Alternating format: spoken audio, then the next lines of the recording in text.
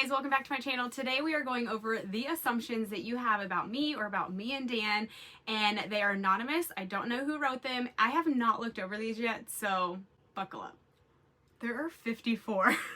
Oh my gosh. Okay, let's get into it. I'm gonna try to go fast so I can get all of this in like a short episode. But for the first one, that you're a Trump supporter.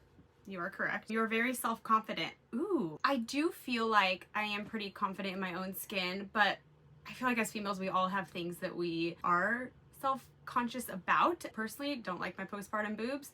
Personally, don't like my little postpartum pouch.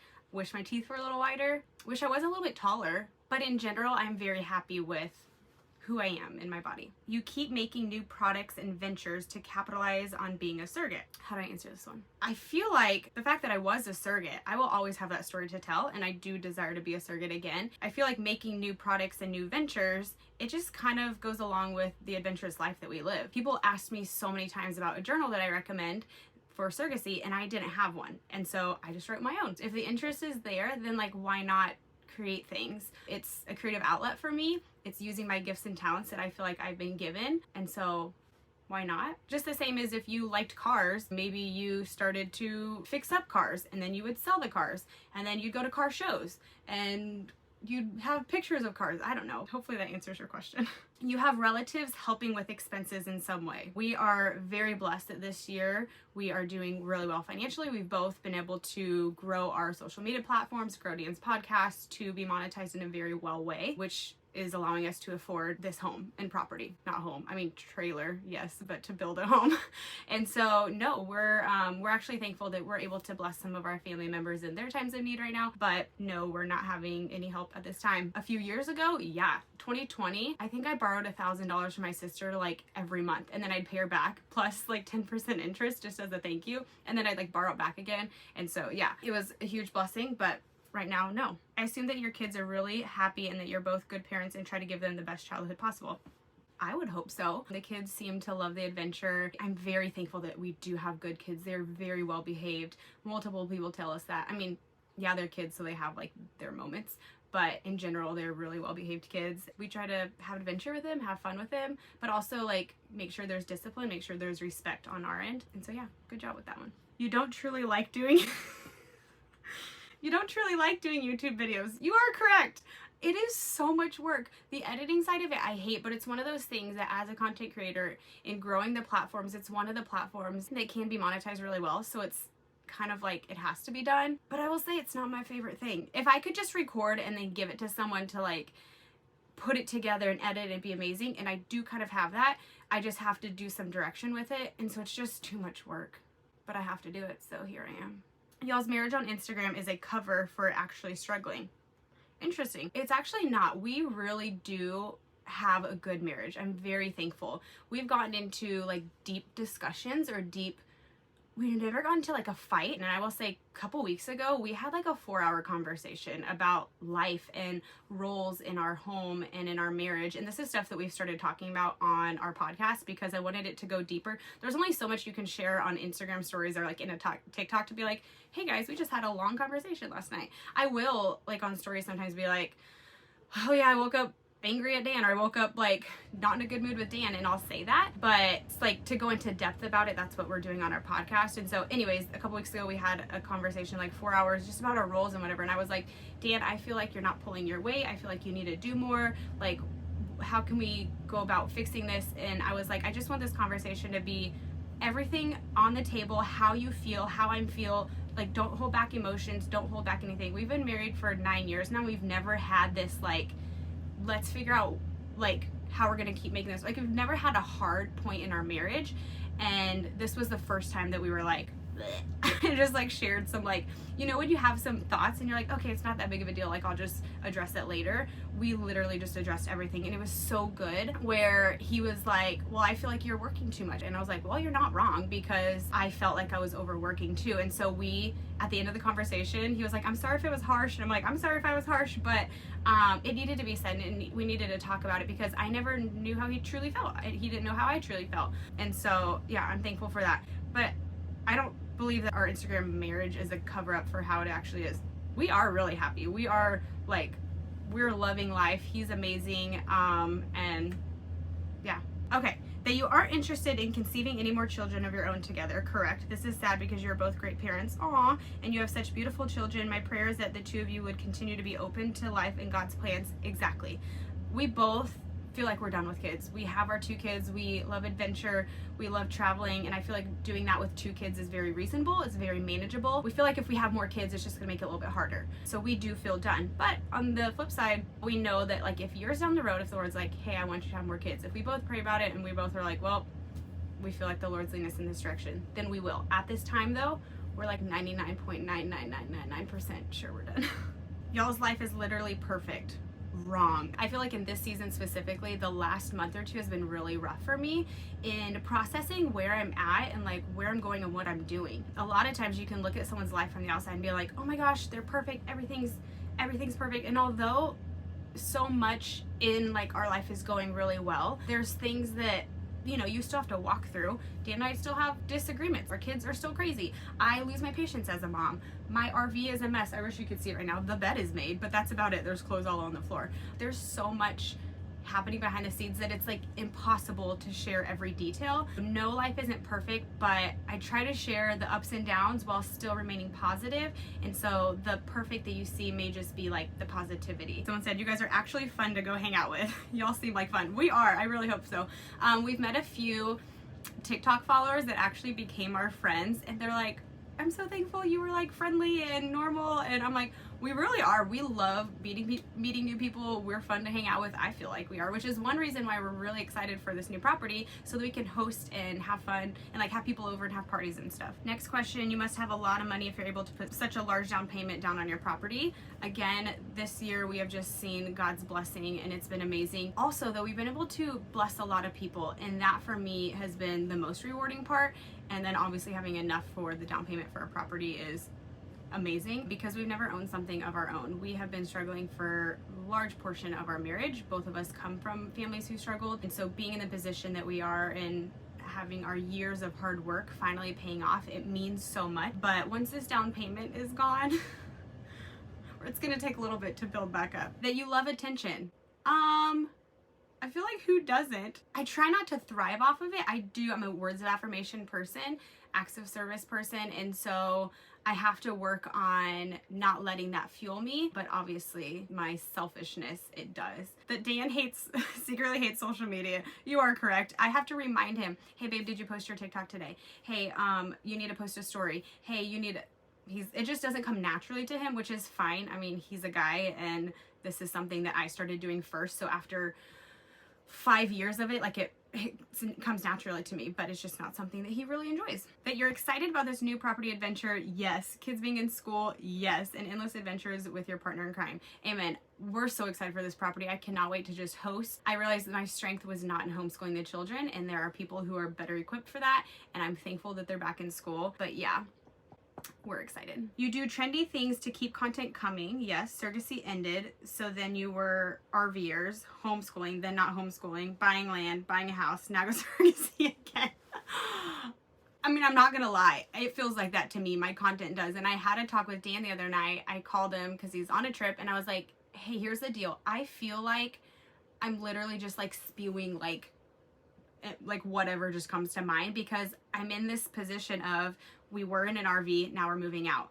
We were homeschooling, now I'm not. We were doing Surrogacy, that ended, and so now I'm kind of in the middle of doing another Surrogacy journey, but it hasn't quite started yet, so I don't know how to share that. Like, so yeah, I apologize if it does feel like that, and I feel it too, trust me. It feels weird, it feels awkward, but that's just part of life and part of the transition, and I hope that through following our life and our content, you can just kind of go with the flow too. I assume that you and Dan hide a lot from social media. No marriage is perfect, with many life changes, kids, puppy, land, etc. I feel like I share a lot about it. So the land, this is actually our second land that we've been under contract on. The first one, which I shared about on YouTube, that we struggled to get a loan because we don't have 2 years of business taxes. It took us forever to find property. We found property, we loved it, we were so ready to build on it. It appraised under value, and we terminated contracts and didn't move forward with it. We were devastated, but we see how this land worked out now, and that like this was even better. And then with our puppy, we shared about Scout, how we got him. He had an illness, he could not walk.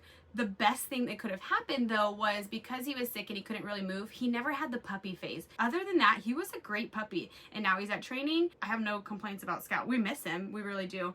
Kids, like I mentioned earlier, we do have really good kids. I'm thankful that they are well behaved. They respect us. I will say, if anything, I sometimes lose my patience as a mom, and so that's something that I have to work on. I realize it most when I'm trying to work and get something done and they want to play and I can't give them the attention that they desire right then, that's when I get overwhelmed. That's one of the reasons too with homeschooling that I was like, I can't do this. I can't work and school at the same time. So that's why we decided to do schooling. Plus I need to lessen my workload and be more present when they're awake. Okay, this is interesting. You weren't loved enough as a child. That's why you now have to share your life with social media in hopes for attention.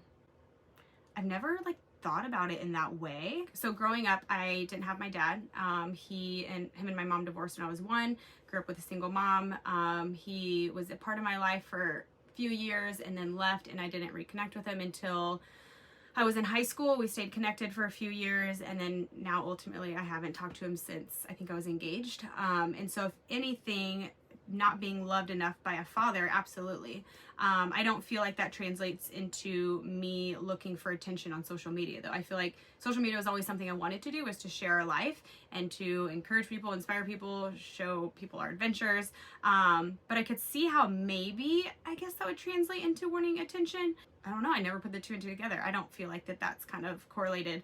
But yeah, growing up without a parent, definitely some love was lost there, unfortunately.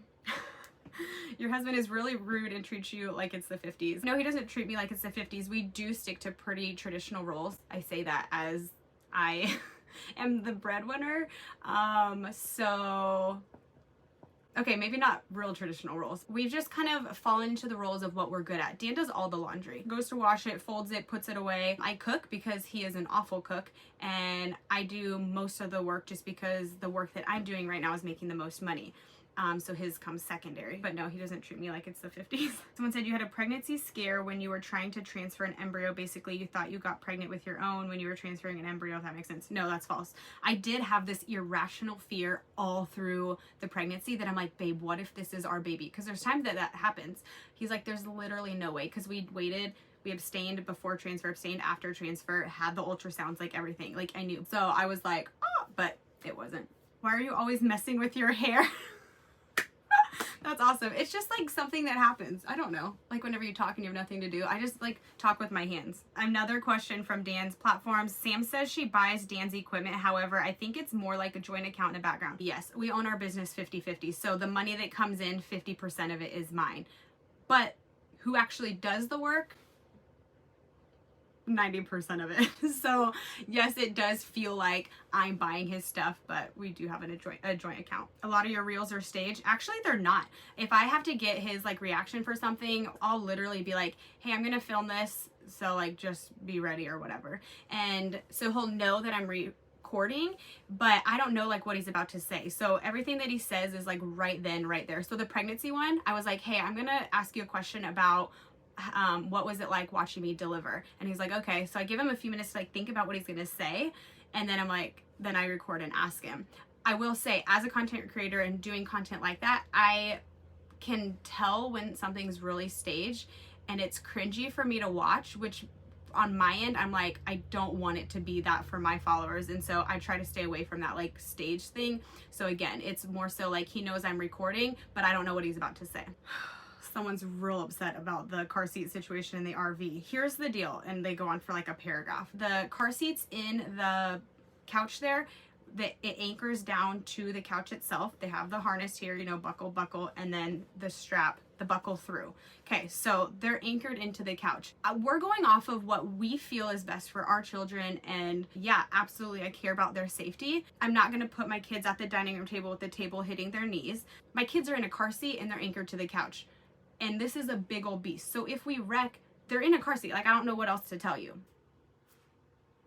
I assume you and your husband never go to bed angry. You seem pretty balanced with each other. I want to say we've gone to bed upset maybe 1 or 2 times. I may go upset annoyed at him, but not angry. And I will say 9 times out of 10 when we're disagreeing about something or fighting, not fight. I don't like the word fighting because we don't fight. We just disagree and we don't even like argue. I don't know how to explain it, but I will just look at him a certain way and he'll just look at me, and then we both just start laughing because we can't stay mad at each other for long. If I'm really truly hurt about something and upset, then like we'll talk about it. That's very rare where it's like one of us feel that way. Most of the time we're just being stupid, we're being selfish, and he's the one to apologize first because I'm too stubborn that I'm like, I'm not gonna say anything, that he will be the one to be like, I'm sorry I responded that way, or I'm sorry, like that was my response. So this is more of a question. Do you support LGBTQ plus community and women's right to make her own medical and reproductive decisions? This is very big in the surrogacy community too, just like thoughts and feelings about this. So for us in our beliefs, we believe in husband and wife, man and woman. We believe that all life is valued and deserves a chance and is a miracle. At the end of the day, we're called to love God and love his people. And so whether someone chooses to do something that I don't believe in, that's okay. I can still show them love. That's just something that we feel like we're accountable to, is to follow our beliefs. And when it comes to a woman's reproductive decisions, again, we believe that all life deserves a fighting chance, that there's miracles. And I want to address something that we do get questions a lot about with surrogacy, is how do we feel about the discarding of embryos when, you know, that takes place? Like, if we're pro-life, then how do we handle that? I think the Lord looks at the heart rather than the actual action. I think something can be done and it can be taken two ways. And so for us, I'm glad that we don't have to walk through that decision. But if we had to, I would just take it up with the Lord and be like, Lord, here's the deal. This is the way we had to go about creating an embryo in order to conceive. And we pray that you would guide us, give us discernment on how to handle this, peace and comfort, and just lead us in the directions, or lead us in the way that we're to go and make the decisions that we need to make. So that was kind of like off topic. But yeah, there's that. There's another question. How do you and Dan meet? We talk about that on our podcast, so go check it out there. But I think I got through some assumptions. Those weren't that bad. I was thinking, like, I don't know. I was prepared to be like crying or really sad after this, but there were a few thrown in that were super encouraging. No assumptions. I just love following you. And so thank you for that. Hopefully that opened up your eyes to a little bit more about us. You can follow us on all platforms at We Are Dan and Sam, and don't forget to like and subscribe to stay updated on everything we're doing. The next video will probably be a tour of our property. Oh my gosh, stay tuned, because it's exciting because there's a lot we're gonna do, but it's very overwhelming and we have a lot of work cut out for us.